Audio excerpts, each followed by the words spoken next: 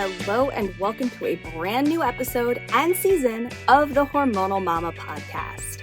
On today's premiere episode, I am interviewing infertility coach and author Erica Hoke. We are having a fascinating conversation about her story as the infertile mom of four and about this incredible book series that she created, Infertility Success Stories.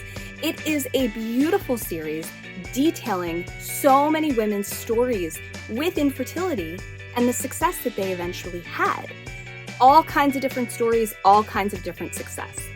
And the really exciting thing for me is that I am a contributing author in her upcoming book this year, Infertility Success Stories, More Success Stories. It is so exciting. It is such an incredible project. I admire Erica so much for the work that she is doing to share all of these stories. Infertility is so tough and it is so incredible to be able to share successes with people who are going through the struggle. So I am thrilled to have Erica with me. I am thrilled for you to hear our conversation and learn more about her. And if you stay put for just a minute, we'll be right back. You will not want to miss this one.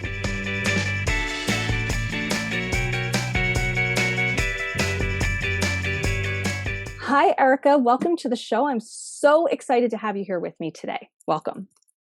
Thank you so much for having me. I'm excited to be here. I'm excited to share my story and talk about my book. I'm really excited to hear your story because I've read a bit about it. We've talked a little bit about it. And, infertility is such a huge part of my life and my journey. I love connecting with people who have been through infertility. And, we all go through these different journeys with it. And I just love connecting with people who've been through this struggle and hearing their stories. I think it's incredible.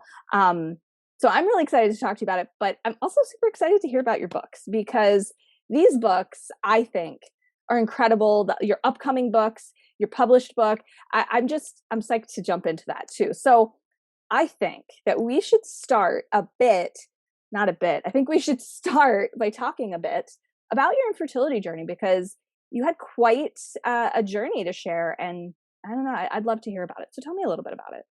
Yeah, sure. So the infertility part wasn't a surprise to me. I had been struggling years with really painful periods. By the time that I got an official unexplained infertility diagnosis, I had 7 other diagnoses. I had PCOS, I had stage 4 endometriosis that I had excised, I had uterine fibroids, I had ovarian cysts, I had thyroid disease. I think I had factor V Leiden. So I had a lot of different diagnoses. But the thing that completely derailed my plan was my plan B. And I think IVF is probably everybody's plan B. And I just said to myself, well, I know I have all of these things, all these diagnoses, all these problems, these challenges, but I'll do IVF if I need to, right? Isn't that what we all say to ourselves? Yep. So at the age of 35, I had been working with reproductive endocrinologists for surgeries and things like that. I was told not only was I not a candidate for IVF at 35, but I had I had diminished ovarian reserve, and that I would need donor eggs. And that completely floored me. I never expected to get that kind of a diagnosis or that kind of an answer at that stage of my life. And my oldest son is, spoiler alert, I'm the infertile mom of 4 is what I call myself. I love it. So I went on to have 4 boys in a 7-year time span. But 15 years ago, donor eggs weren't as talked about. There wasn't as much information. It just wasn't as much a part of the infertility journey as it is now. And I just decided that I wouldn't visit that until I had exhausted what I considered all my other options, which is what was wrong with my body, what could I do to fix it, and get some additional answers. Yeah. So I did that. I went through a healing journey that included acupuncture and herbal medicine, diet and lifestyle changes, and conceived the first time about 18 months after that diagnosis with my first son. And then 17 months later, conceived twins spontaneously. So I had them at 39, and I'm getting ready to reveal my age to you. And then I actually lost a set of twins at 41 because of not being able to get a medication on board fast enough for my factor V. I had a blood thinner for all my kids, all my pregnancies. And then my last son was born at 43, just shy of my 43rd birthday. It's funny. I just as a side note, I had my twins when I was 39 too. That's really funny to hear. Yeah, that's incredible. What's incredible to me, is you're talking about this journey, right, and getting all of these diagnoses, which can be extremely overwhelming on its own. But I think for lack of a better word, the magic of your story is that you didn't give up.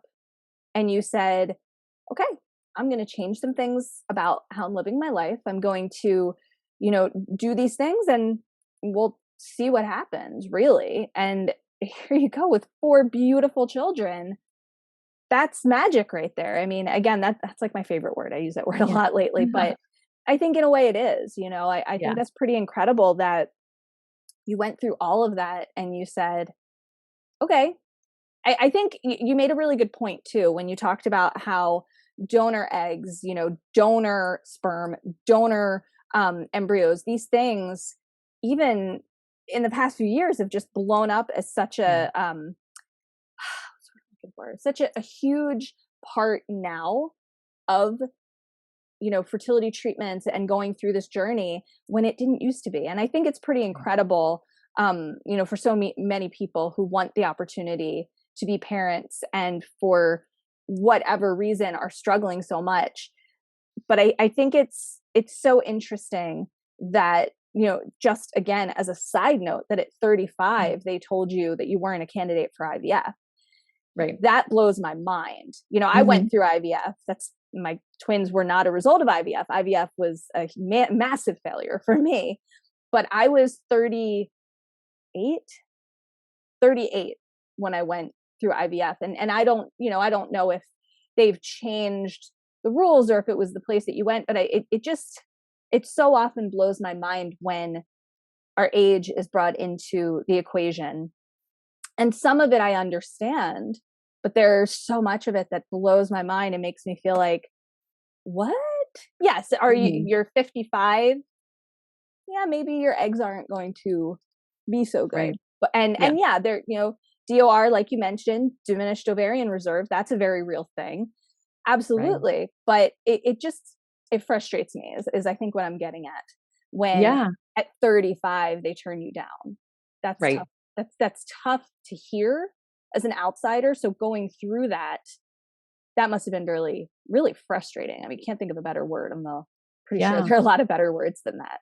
Right. So I didn't have enough eggs for a retrieval. I was already hyperovulating, so they couldn't stimulate me. So that was kind of the jumping off point. And I went through the process kind of a no holds barred. I thought, and I talked to my clients about this too. I didn't have anything else to lose. I didn't have any plan C. So I was going to make up my plan C. And what I mean by that is, I had 3 laparoscopic surgeries. So the first 2 were unsuccessful, right? So I do these laparoscopic surgeries. The doctor, I come out of surgery. What did you find? Very little. Maybe a little bit of this, a little bit of that. A little fibroid or a small something to remove. In my uterine lining, and I was still having these terrible, terrible, debilitating cycles. And I thought, you know what? A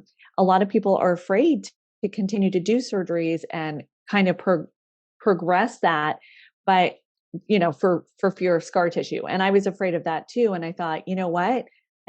This is my only chance. I don't have anything to lose. So I did a saline infused sonohistopenogram. No, that's the tube. Sorry, saline. It's so confusing after a while. Saline infused ultrasound is what it was. Okay. And because of the difference in how they performed that procedure versus a standard laparoscopic, they removed enough fibroids from my uterine wall lining that it looked like aquarium gravel. It looked like a handful of aquarium gravel. Oh my goodness.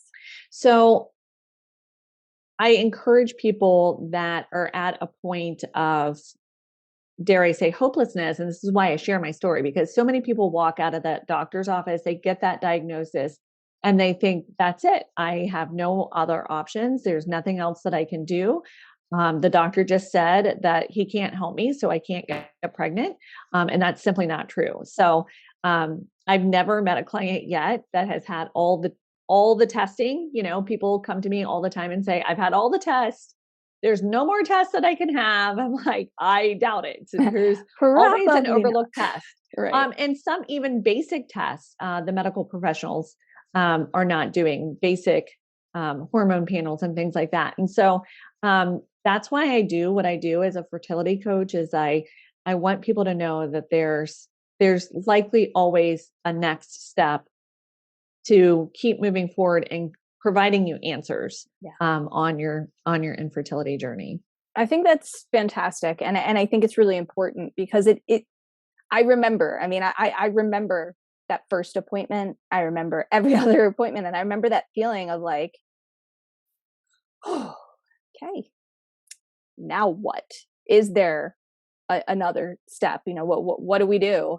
And feeling, it's really as simple as, at least for me, every time I got my period, meltdown, just absolute, the world is crumbling around me kind of mentality. Yeah, and it's death. Yeah, exactly. And it's not fair. And when you don't have that reminder from someone like you who can say, no, this isn't the end. It's okay. It's okay to feel this way right now. So let's work through it. There are new things to try, opportunities out there to make this a reality for you, which brings me to something I wanted to ask you, which is, you mentioned your clients. So there are two big things I want to talk with you about today. You're a coach, you're a fertility coach, and you're an author. We're going to talk about both of these things. But first, I want to talk a little bit about kind of, well, I guess two questions about this. Maybe not. I have too many words in my head at once. So many questions. So much. There's just so much to ask you because what you do, I think, is so incredible. It's life-changing when you can help someone through this journey, through this struggle, through this madness. So tell me a little bit about what made you want to become a coach? What was it, your journey? Were you a coach before your journey? I guess the big question is, what brought you to the point of saying, I want to be a coach. I want to be a fertility coach. What kind of brought you to that? I want those women to know that are sitting in doctor's offices right now, that are listening, that might be going through infertility. I want them to know that just because a doctor tells them that they can't help them doesn't mean that they can't get pregnant. And so many people over and over again, when I told them my story, just, I know that it's incredible, but just the impact, I would just see the impact, just like you, of sharing my story and what happened. And my children are a gift, but the story of how they came about are also a gift. I could have easily not addressed any of these things. Probably would have ended up with a hysterectomy because of how my cycles were, and gone a different route. Like, there are a million different endings to that story, but this ending gave me the family of my dreams. And there are other women out there that need to hear it, because while there are other options available, other alternatives, there, all the things, there's also healing. Overall health is the goal. Pregnancy is the outcome, which is completely different than, what Western medicine focuses on. Western medicine focuses on using medicine to get you pregnant. They don't figure out why you can't get pregnant. They just want to use the tools that they have. And what I want women to know is that they have tools at their disposal to fix it themselves. I had no other choice but to fix it myself and figure it out myself. And in the end, it is the thing that probably in some ways saved my health. It has been being able to research, being able to get to a place of overall health and pregnancy has allowed me to help my children through their own health issues. And and now I have the tools to help other people. Yeah. Um, it's out there, but not everybody has the same ability to grasp on. I call myself like I'm a little bit of a detective, right? Hmm. I can hear in people's stories the missing pieces of where there has been overlooked testing. There are unresolved traumas. There is an over a bioaccumulation of toxins in their health, and just help them to see the places that they can heal, not just for pregnancy, but for them, Right. for their whole life. Because if you don't address this, like I said, you could go a different route. You could go adoption, Hmm. but your body through not being through the infertility is trying to tell you something. You've got something going on. And that doesn't mean you're broken at all. It just means you have things that you need to listen to in your body, just like everybody does. This is just one piece of that. Yes. I love what you just said about, it's an overall health thing. And Right. that is so true. And I think that we being those of us who are going through or have gone through this journey, we tend to forget that. We tend to focus so much, which I understand. Again, I've been there, so I understand why we do it. But we focus so much on our goal of getting pregnant that we forget there's more to it. Our Yeah. whole being, our overall health Right. contributes to that. Yeah. And it can be difficult to, well, remember that essentially. So I'm really, really glad Yeah. you said that. I really am. I want to Yeah. ask you before we talk about your books. You have I saw it on your website, and I love the Accelerate Your Fertility Boot Camp. Yeah. I want to ask you about that for a minute, just because. I mean, not just because, for a lot of reasons, but I love the title. Um, if you could just tell us a little bit about that program and what it's all about. I mean, obviously we know what it's about, but you know what I mean. Um, yeah, tell me a little bit about it. Yeah. It's a 12-week boot camp. And I titled that because I wanted people who were really committed to making changes um, and going into it with that determination of these are the changes that I need to make, that I'm going to make, and to go all in on it. So it's a little bit different that I feel like than anything else that I've seen out there. When the clients start the boot camp, they start on the cycle week that they're in because that's very important to a woman's overall mental health. I don't want to be providing her tools during the 2-week wait as the same that she would get in week one. So it's Right. tailored to the starting point is tailored to what cycle week you're in. And one of the biggest things that we focus on is mental health, because if you can't cope, you can't continue, right? We Ooh, both know. that's a great quote. I'm going to quote you. Yeah. I love it. Hmm. So if we can't cope, we can't continue. So there are progressively provide tools progressively throughout the 3 months, throughout the 12 weeks, to give you somatic healing tools like tapping and EFT, AFT, where I bring in what I call my super friends, and they're experts in their field, and they provide you videos that you can go back and watch and utilize if it's not your month, right? So those are tools that I provide in week one. So every week is different because you're in a different place in your cycle. So Exactly. let me see if I can get myself focused here. Somatic healing tools. So the boot camp is detox, empower, and heal. So we spend a week detoxing. We have tools for if you get your cycle. We have 2-week wait tools because that is the most intense part of your cycle is the 2-week wait. And so those tools focus on your overall mental health as well, but in a different place. So what we're looking to do is we're looking to shift your focus on your entire life, not just on this pregnancy outcome, but connecting with your partner, looking at your own goals and dreams, to also shift your focus away from that while you're healing. So you can, there's book recommendations. So you can pick books that are business related, that are emotional healing related, things like that. So I encourage the women to read a book during that time and focus on that, not as a distraction, but as a growth opportunity, because a lot of this is just a grinding down of your dreams, right? Yeah. It's just a relentless every 28-day cycle. And so I want to expand their thinking.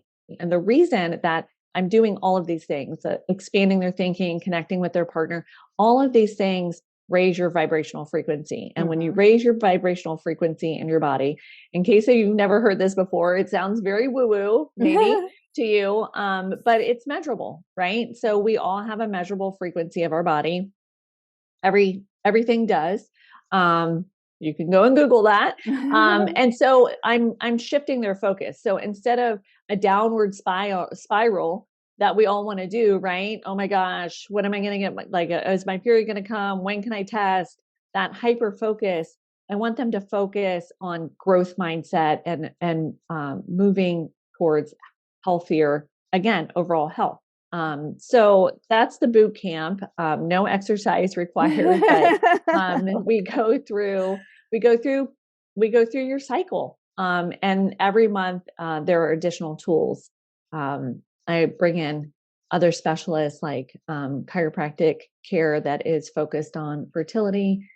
We go through testing that might be overlooked. So I think that's great. I love that you, well, there's kind of, I love everything you said, really. Two things stand out to me. One, the title, like I said, I love it. I like that it's accelerate your fertility. I really like that. Just the wording is nice, but I really like that you tailor it, to your cycle, because that's key. And, you talk so much about overall health, which is just so huge. And our cycles are not just, getting our period or getting pregnant. There's so much more to it. It's part of your life. So to me, how much more perfect can you get than having it tailored to your cycle, to your needs at each week? And like you said, that 2-week wait, it's tough. Yeah, it's killer. It is. So the detox portion of it is really overwhelming for people. So this 12-week period gives them a step-by-step time frame and progressively goes through different areas of their life. So that overwhelm, instead of just be like, detox everything, throw it all out, we systematically go through is what I'm trying to say. We systematically go through and provide step-by-step, clear and small instructions about the things that are going to provide the most impact. Yeah. And I'll tell your listeners right now, if you want to have the biggest impact on your overall health and especially your fertility, your number one thing to change out is your laundry product. We're in our clothes or on our sheets 23 and a half hours a day. That's true. And if you don't know, there's an organization, it's a nonprofit called EWG.org. And they provide toxicity ratings on, it's a whole rabbit hole. So I will just tell you, there's a skin deep database for personal care products. And then there's also ratings in there on laundry products. So most conventional laundry products, according to this website, get a D or an F rating. So that's 88% are a D or an F rating. And those things are not just endocrine and hormone disruption, they're asthmagens, they're known toxins to our body. So just doing things like that and walking women through where they can have the biggest and quickest impact with these small changes is really takes the overwhelm out of it. Yeah, that's awesome. That's really awesome. I'm going to check that out. EWG.org. Yeah. I wrote that down for myself to check it out because that's pretty cool. Well, I think what you do is amazing. But it brings me then to the last thing that I really want to talk about, which are your books. You have a whole series. And I want to hear a lot about it because I know we talked before we started recording about the first book in the series, which is Infertility Success: Stories of Help and hope for your journey. I know you wrote a chapter. It's a collection of 20 women's stories, which I think is, pretty incredible because it's, like we've talked about, it's really important to feel and realize you're not alone and hear about other people's journeys. So I want to hear about that, but you also have a follow-up book to that one coming out. You have a book about PTSD, which is incredible. And then there was a fourth one that I wrote down and I can't find where I wrote it. So we'll get to that also, but I'd like to hear about each of these. So let's start with the first one. Tell me a little bit about that book, kind of where the inspiration to put this book together came from. You published this book, you wrote a chapter. Tell me about it, where it came from and all that good stuff.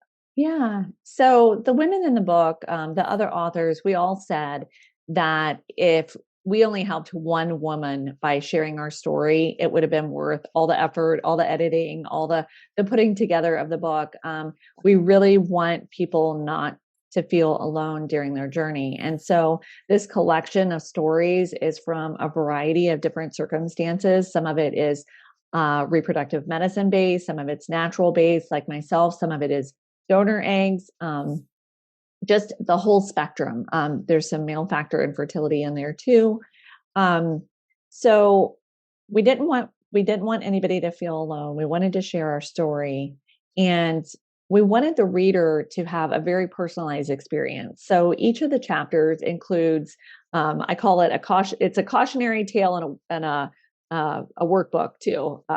What did I call it, Karen? A manual. Right. I like workbook too. Yeah. It's a cautionary tale and a manual because each of the stories, as we went through, we highlighted, man, I wish I had known about this test here. Let me tell you my story, but if I could have gone back and stopped right here, I wish I would have known this. So there's tips and every single one of the chapters peppered through. And then at the end, each of the authors provided a resource, whether it's a checklist, whether it's a little journaling workbook.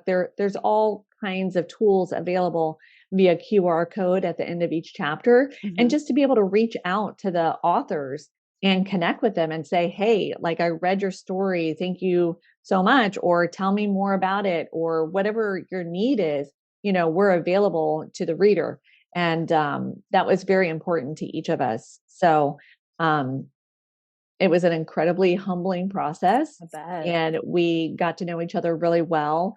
And there was a common thread with some of the women's stories, which led me to the PTSD book. We really wanted to share the PTSD, the shame, the additional stress that you and I were talking about off camera. So the follow-up book, I have more stories coming out. Let me just mention that. More Stories was initiated because there were women who had gotten pregnant during the first book. There were stories that I just wanted to include and couldn't include because of space. So it's really, they were so impactful. I just knew that I had to do a follow-up book, and there'll be a workbook, an actual workbook, coming out with that too. So I am the world's biggest fan of workbooks. So that, I mean, honestly, my heart, you'll be able to get that too. That's incredible. That's awesome. Give me all the worksheets, right? Yes. Give me all I am a printouts. worksheet.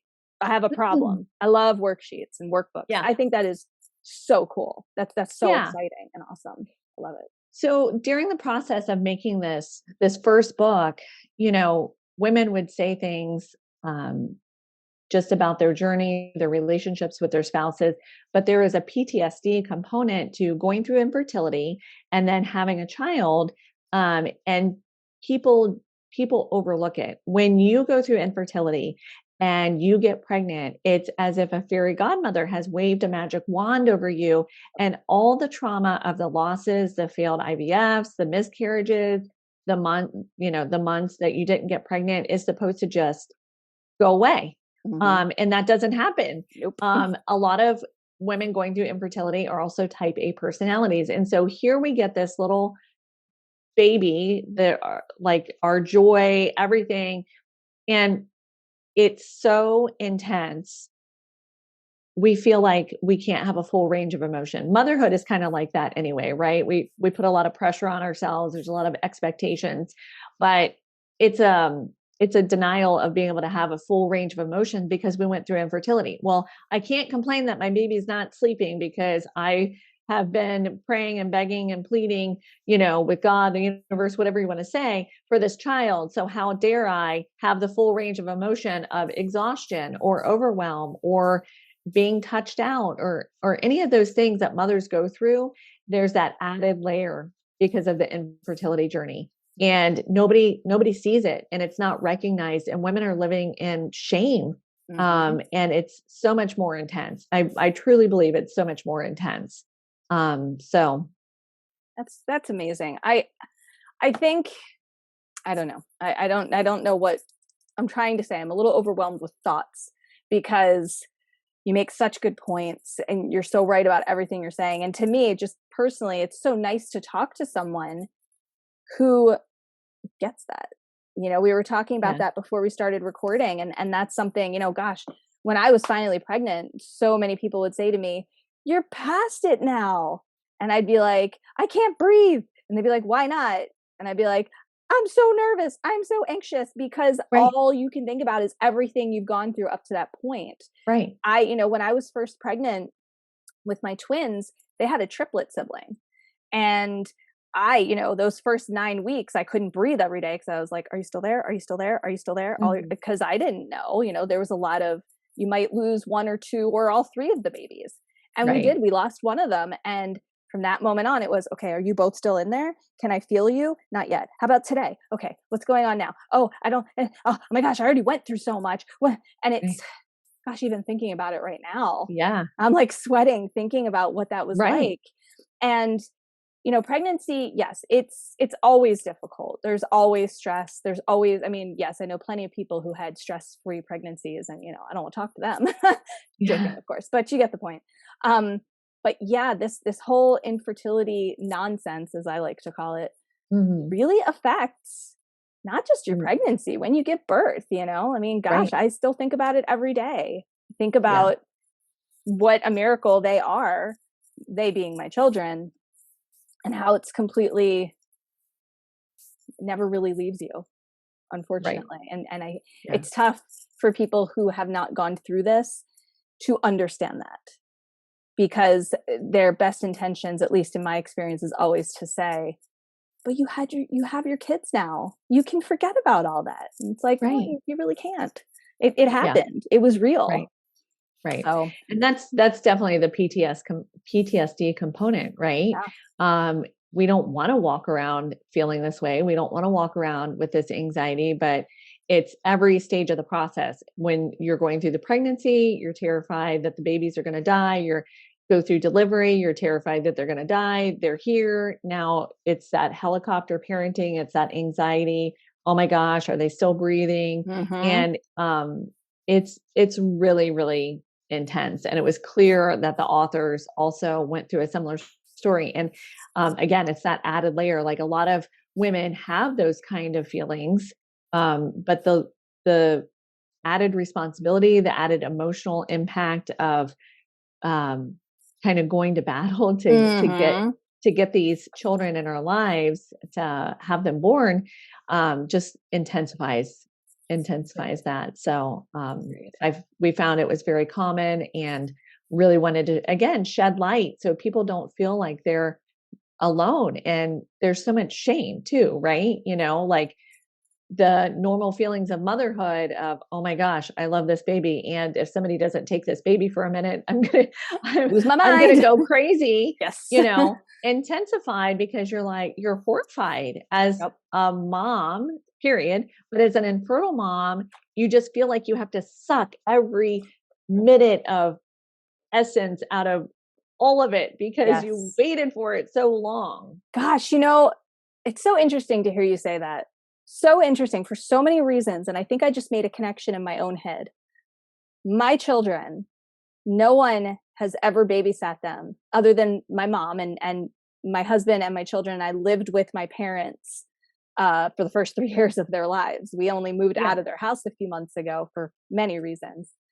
So my mom babysat them, a few times where it would be my husband and I going to the supermarket for 45 minutes or an hour. Yeah. Only a few times in their whole lives. And last week was the very first time that anyone babysat them. And it was my sister-in-law, and she babysat them for, I don't know, 3 hours. And everyone's always talking about, this person's watching the kids. I got the babysitter, I got the nanny, I got the whoever. And I'm always like, I don't want anybody watching my kids. And it never occurred to me until you just said that I think that that's related to wanting to soak up every second I possibly can with them. Like they're in preschool now, and I'm like, someone else is watching my kids. What? No, what's going on? And it's just interesting because you really just opened up my mind a little bit that I hadn't really thought about this. What's the word I'm looking for? I can't. Like it's a hypervigilance. Yes. It's a hyper connection. Yes. And it just never made the connection that it was maybe due to what I went through. And it makes so much sense. Erica, you're brilliant. There you go. Brilliant. Thank you. I feel like I genuinely, it's going to sound weird, or maybe it won't. I genuinely felt my mind kind of go,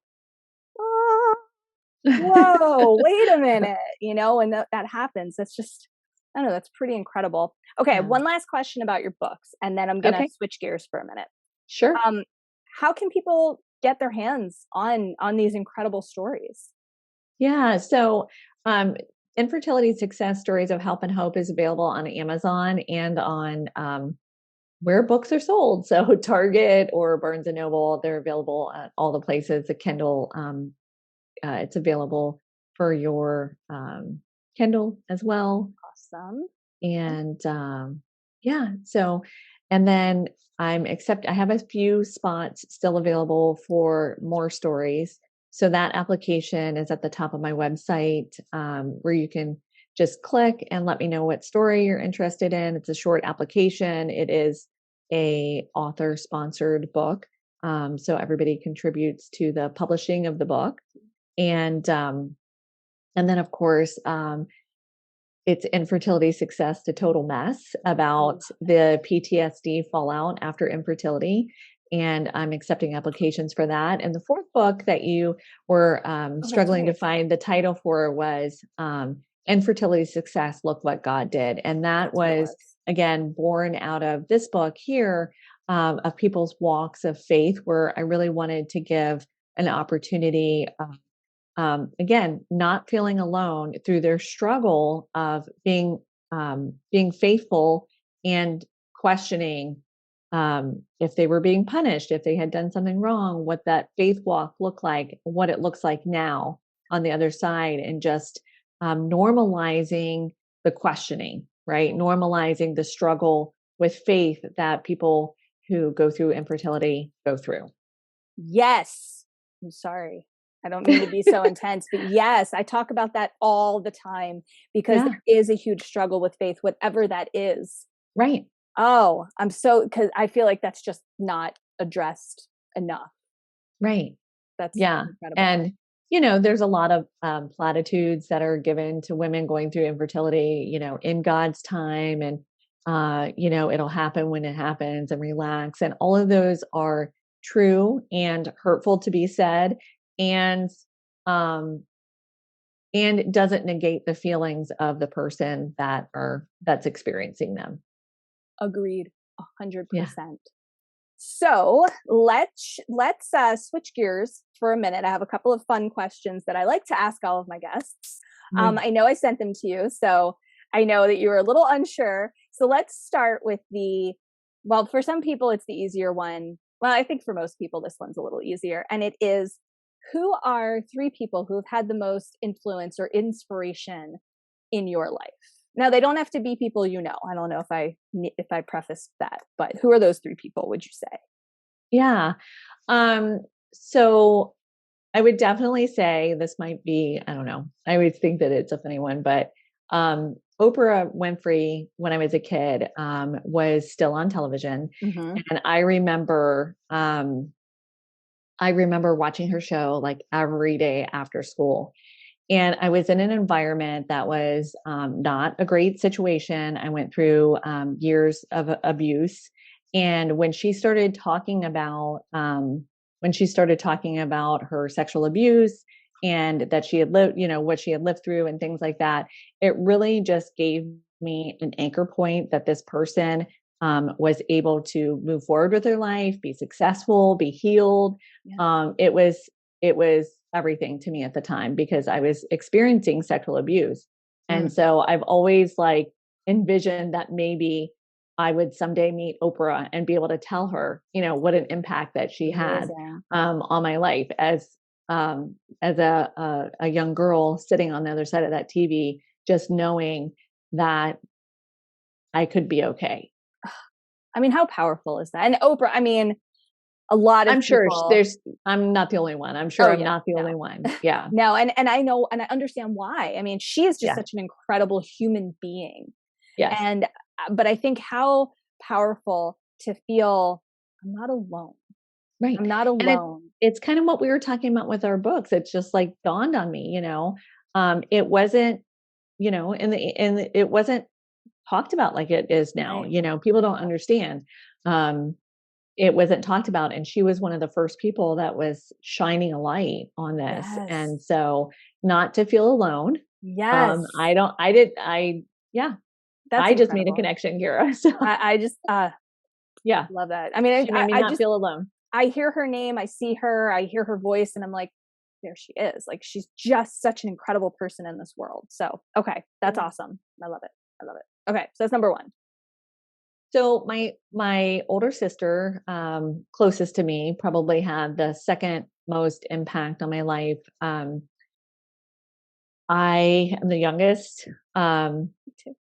I was born to older parents, much older parents, like a whole generation older. So they would have appeared to be my grandparents. Like my dad was born in 27, my mom was born in 39. Oh, wow. And so my sister, we lived in the shadow of a Big Ten university, but I didn't have any idea what that meant. My parents, while they ended up running successful businesses in their life, neither one of them had even a high school diploma. And my sister and my brother-in-law, well, it's technically, I guess, my brother-in-law, but they were able to show me like what college was and um, just healthy relationships in general. And so that was hugely impactful in moving my life forward in a positive way. So That's incredible. I love hearing things like that because it's going to sound really sad, but I love hearing things like that because you don't hear about that a lot. You know what I mean? Hearing that incredible influence that someone in your family can have on you and can be so important to you and help show you the world really. And I think that's just a beautiful thing. And I could cry about it, but I won't cry. Okay. So that's number two. And then what would be your what would be your third? yeah. So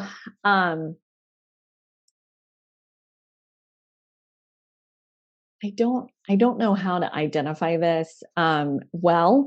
So I'm going to just say there's been a few people in my life, a writing instructor, horseback riding, which I grew up writing, and therapist that basically just believed in me and showed me how had confidence in me and showed me how much of an overcomer that I was. It's hard to see that in yourself, and inspired me to see what I've overcome and what impact I've been able to make on the world. So, or could make on the world by sharing my story and just believing in me. So that's pretty incredible. And those kinds of people can absolutely help change your life and yeah, make you realize, oh God, what's the right word? What am I trying to say? That you're more than you may think you are. yeah, Absolutely. I think that's, beautiful, really. Those are, I mean, I always say this and it doesn't, and I don't know how to word it better. I mean, I want to say those are such great answers. They're all great answers because they're all unique, very personal answers. But right. the stories behind them, I think, are pretty fantastic. So Yeah. let me ask you my last question. And this one's always a tough one because I make it so open-ended. Yeah. So if you could have, and I'm going to explain it the way I always explain, if you could have a dinner party. Now, not everybody likes dinner parties, so you don't have to worry. It doesn't have to be a dinner party. You can have, a hangout session, or, drinks, or a walk, or whatever Right. floats your boat, with three. I always put it in quotes and say people, but as you saw on the note here, they don't have to be people. They can be anything or any idea that you want. Who would those three, I'm going to say, beings, who would those three be, and why? Well, I am a super curious person. And so there's a lot of questions that I want the answer to. Like, I have to say, I don't know. I've been trying to figure out how to frame this. Like, do I say God? Do I say Jesus? But I want to ask all the questions and see all the things. Like, I want to know about the Mayans over here. And I want to know about, like, I want to know it all. I want to know all the secrets of yes, everything. Totally. For all of history. Right. All of it. Everything that always. And then some. Yes. Whether that be a time traveler, whoever can give me those answers, I want to, totally. I want to know all the secrets to everything. So, love that. We'll just say God at that point. Right. Okay. I like it. And who else did I write down? If I know all the secrets to everything, I would love to meet my younger, unaffected self, my child self. Like, I would love to, because I remember like little pieces of that person, but I don't have like a good memory and a good sense of that pre-trauma, or without the veil of the trauma. Yeah. So I would love to see that younger version of myself. I love like the little kid version of myself. What an incredible answer that is. I don't know if you can see how big my eyes are about to pop out of my head, but I just love that answer, because I think, how incredible would that be? Okay. And then who would your last being or person or idea or whatever be? Yeah. I feel like I got asked this question and I can't remember who the person was, but it's a better answer than this. But I picked Queen Victoria because she had such a difficult reign, and she was crowned so young, and she was such a tour de force. Like she has a whole era named after her, Yeah. And she was so impactful. And so just to be able to meet somebody with that strong of will, and just have a conversation with them about how they were able as a woman, especially, to navigate the politics and the society and just all of it. I think it would be a fascinating conversation to have. Yeah. I'd like to listen to that conversation. I'll just sit in the corner where you can't see me. I'll cover myself with, some bread or something so you don't know I'm there. I think that would be a really, really cool gathering. We'll say gathering. Yeah. I think that would be awesome. Thank you for answering that question. I know it's tough.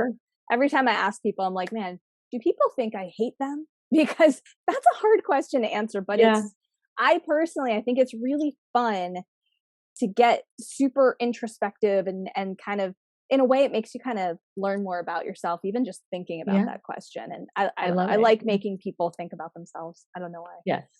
Okay. Very last question. And this is an easy one. How can our listeners find you, connect with you, learn about you, what you do, your books, and all of those things?